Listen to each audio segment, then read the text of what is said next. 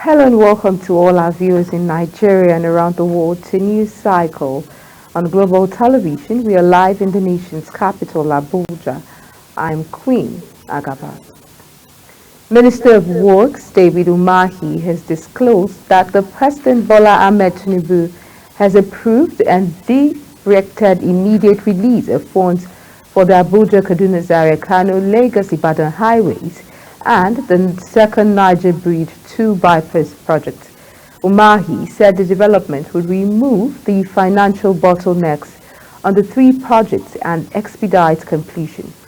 He stated this during the inspection of the Lafia Bypass Road and dualization of the Ninth Mile Enugu-Otofo Makurdi Road project in Makurdi, the Benue State capital.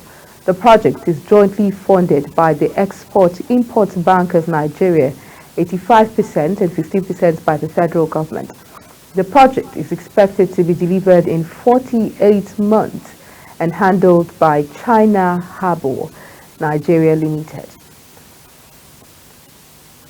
Now, in the interest and well-being of the lives and property of people in northern Nigeria, the Coalition of Northern Groups and Leaders has organized a two-day roundtable conference to tackle the prevailing challenges of insecurity in the country north. Global Television brings you the report. The roundtable dialogue had in attendance distinguished dignitaries, traditional rulers, and leaders of various northern groups, service chiefs, as well as heads of other paramilitary agencies with a common resolve of confronting the existential challenges of insecurity that have become a threat, particularly to northern Nigeria. In line with the theme to address insecurity, develop a framework for cooperation, collaboration between states and local authorities, check proliferation of arms and drugs through local vigilante and border security, as well as addressing the socio-economic factors. The meeting began with the chairman committee of experts on national security at the roundtable, Bashir Yusuf Ibrahim, setting precedents for the rest of the agenda. The committee assigned to itself the following tasks: to engage all stakeholders in order to come up with a common and practical approach to containing the security challenges facing northern Nigeria, to recommend a comprehensive and all-inclusive strategy to address the challenges of insecurity in northern Nigeria. The former military head of state, General Abdulsalami Abubakar, in his speech, reeled out the devastating effects of insecurity in the north, adding that addressing insecurity in northern Nigeria requires a multifaceted approach while calling for a shared goal to foster a secure environment that enables the prosperity and well-being of people in the north. I hope at the end of this meeting, we will find a solution to how to combat this menace that has bedeviled our country. And like the other speakers have said, it is time for implementation. Certainly, a lot has been discussed and said about insecurity. There are volumes of literature that abound in this country. So I hope at the end of this roundtable, we will implement the recommendations that the roundtable will come out with. Again, to close, let me thank the CNG and the chairman for finding me fit and allowing me to chair this roundtable. May peace reign in our country. May peace reign in our region. Long live the Federal Republic of Nigeria. Advocating for a more pragmatic approach for a successful fight against insecurity, the former INEC chairman, Professor Attahiru Jega, says efforts should be made to take the fight against insecurity from the conference room into the communities. Targeted efforts must move from the conference rooms to the communities also if we need to have an effective and successful fight against insecurity. It is evident that the long fight against insecurity, particularly in the northern parts of the country, has also created what many scholars are referring to as the war economy. And the major participants in this war economy, regrettably, are also those who are supposed to lead the fight against insecurity, the armed forces. Also speaking was the former Minister of Agriculture and Rural Development, Audu Ogbe, speaking on the lack of job creation as one of the many effects of insecurity in the country. In fact, one question I would like to ask the governors today is the local government system working? Are there any graders in the villages for leveling village roads so the poor farmers can go to their farms and come back? Hire a pickup? How many village clinics are operating? How many classrooms in village schools are roofed? Not too long ago, I saw on television in one of the states, not in the north, where children were lying on their bellies to read and write because there were no chairs or desks in the classroom in Nigeria in 2004. So my theory is this. This chaos is caused by three things. One, the economy. Two, the economy. And three, the economy. So there are no jobs. So our children graduate, hang around the village for a while, and they have to go in frustration in search of livelihood to Abuja, probably, or Lagos, for those who go down there. And those who can't go far, they go into crime, into the forest, into kidnapping, where they can call a poor man and his children, take them to the bush and ask for 50 million. It doesn't connect. Further adding that the Nigerian army shouldn't be shouldered with the responsibility of the police. The army is not a police force. A country that abuses its army by using it as a police force is running a risk. You are destroying that army. Soldiers are not policemen, and policemen are not soldiers. We're mixing the two up. That's another danger we'll deal with in due course.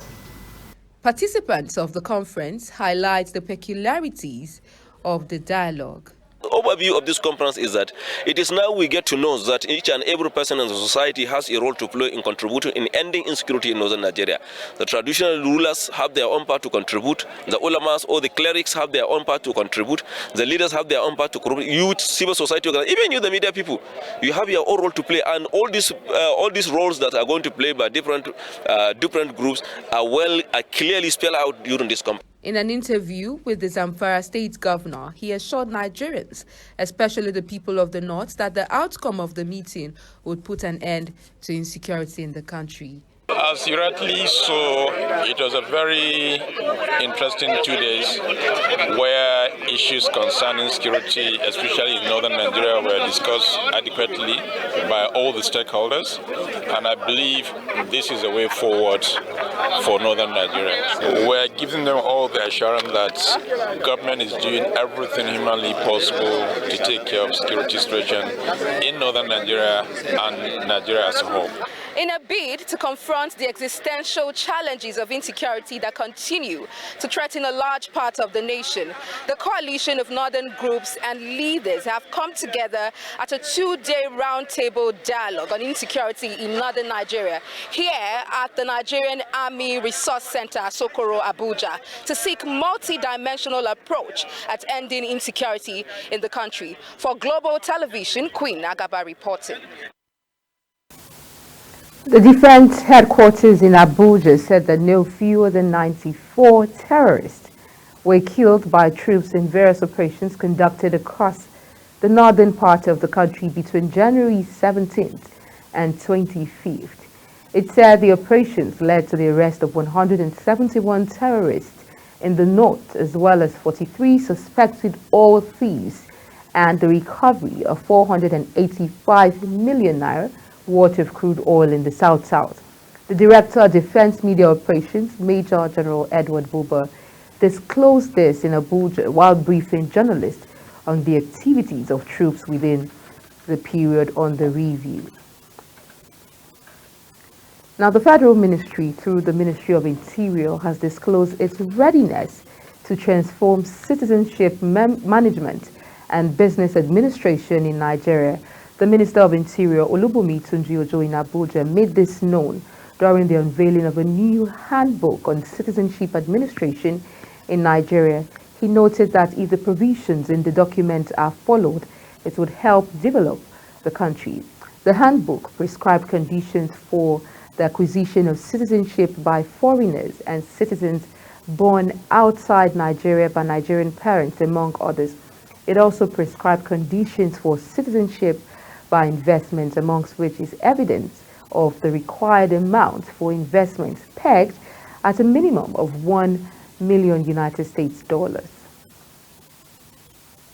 Now, the federal government and Niger government have reiterated commitments to ensuring food security and driving down food inflation.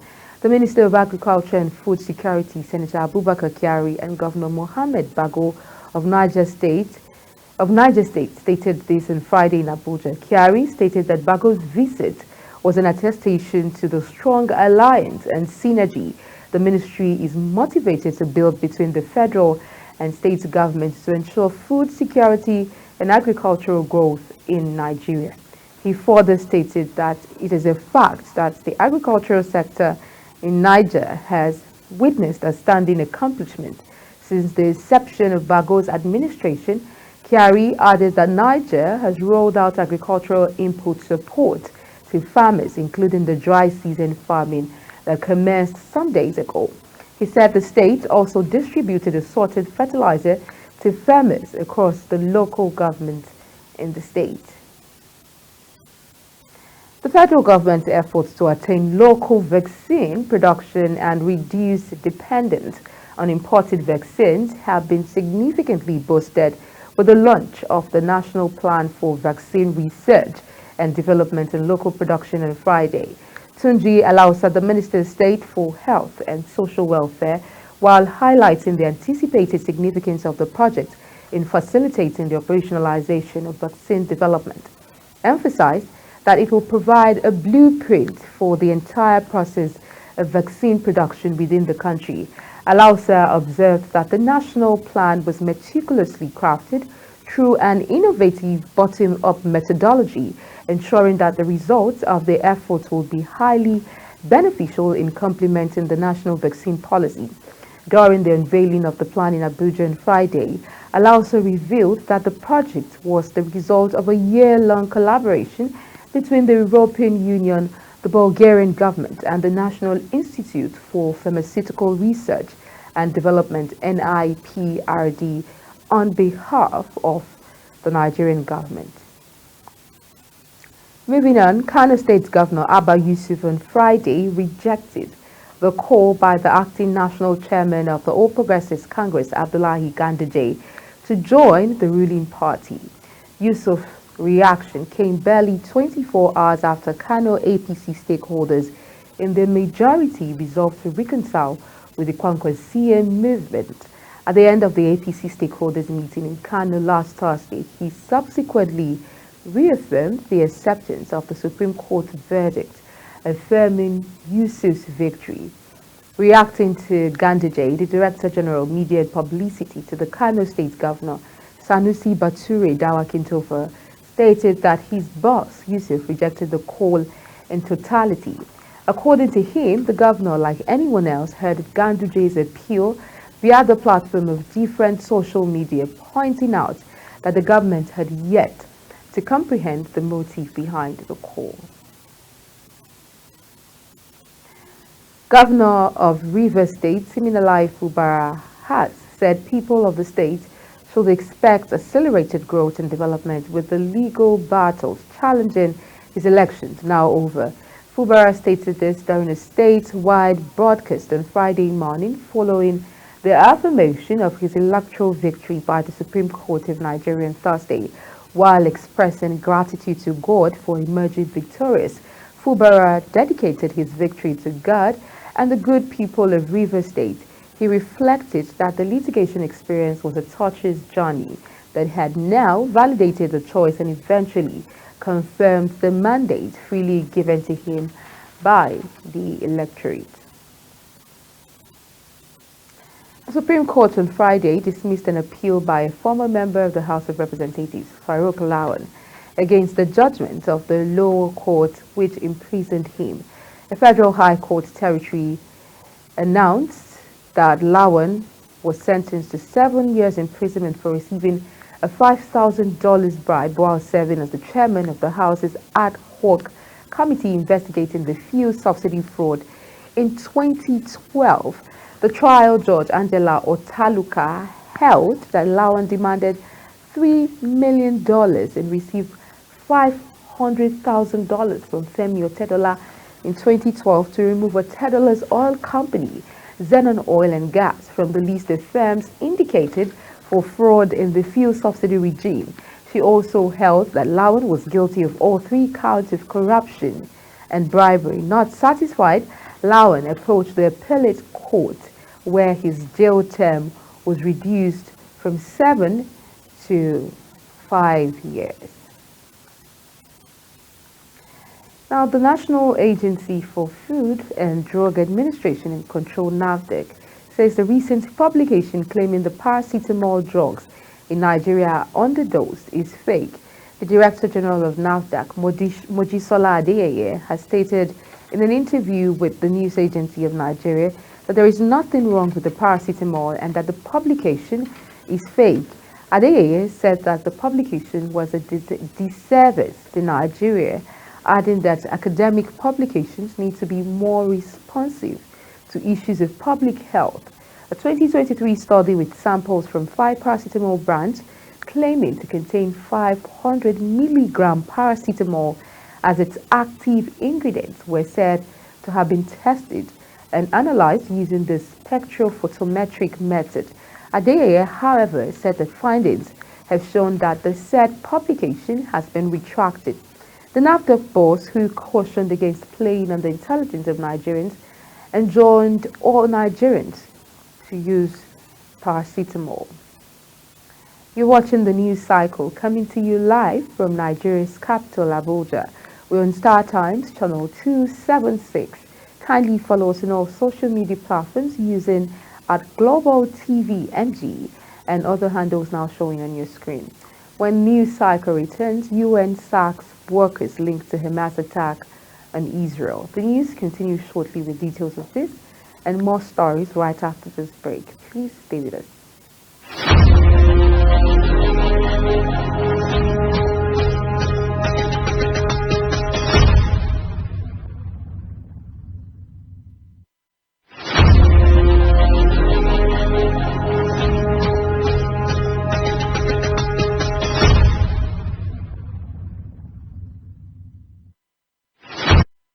On the foreign scene, the southern U.S. state of Alabama put to death a convicted murderer using nitrogen gas, the first time the controversial method criticized by human rights advocates has been used in the country. Kenneth Eugene Smith was pronounced dead at 8:25 p.m. according to the state attorney general. Smith, who is 58, was on death row for more than 3 decades after being convicted of the 1988 murder for hire of a pastor's wife. He was put to death at Holman Prison in Atmore, Alabama by nitrogen hypoxia, which involved bumping nitrogen gas into a face mask, causing him to suffocate. King Charles III was on Friday admitted to a London hospital for scheduled surgery, Buckingham Palace have said, a week after revealing the British monarch would be treated for an enlarged prostate.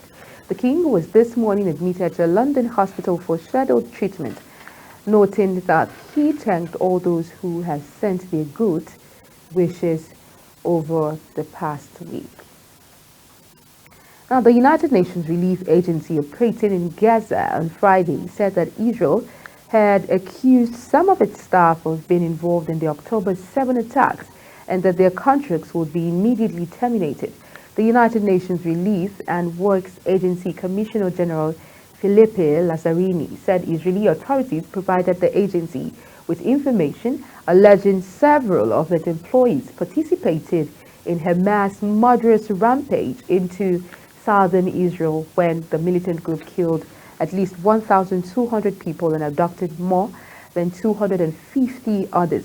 Lazzarini stated that the decision had been taken to protect the agency's ability to deliver humanitarian assistance, adding that any UNRWA employee who was involved in acts of terror will be held accountable, including through criminal prosecution. Now to business. The federal government restated its commitment to enhance Nigeria's participation in the global technology trade over the next 4 years. The Minister of Communications, Innovation and Digital Economy, Dr. Bosun Tijani, stated this at the closing of the 11th meeting of the National Council on Communications, Innovation and Digital Economy held at the Coronation Hall, Government House, Kano. He said, the primary goal of the present administration under the leadership of President Bola Tinubu is to enhance Nigeria's participation in the global technology trade over the next 4 years. The Indian High Commissioner to Nigeria, Gangadharan Bal Subramanian, disclosed on Friday that 150 Indian companies have so far invested $27 billion in Nigeria. He disclosed this in Abuja at a dinner to mark the 75th Republic Day in India. The envoy noted that India and Nigeria enjoyed, strong and historical relations with the ties dating back to before Nigeria's independence. He added that owing to the special relationship between the two countries, India had invited Nigeria as a guest country during her presidency of G20. Now that's it on the news cycle, and it came to you live from Nigeria's capital, Abuja. We're on Star Times, channel 276. Kindly follow us across all social media platforms using @Global TV NG and other handles now showing on your screen. I am Queen Agaba. Thank you for watching and see you again.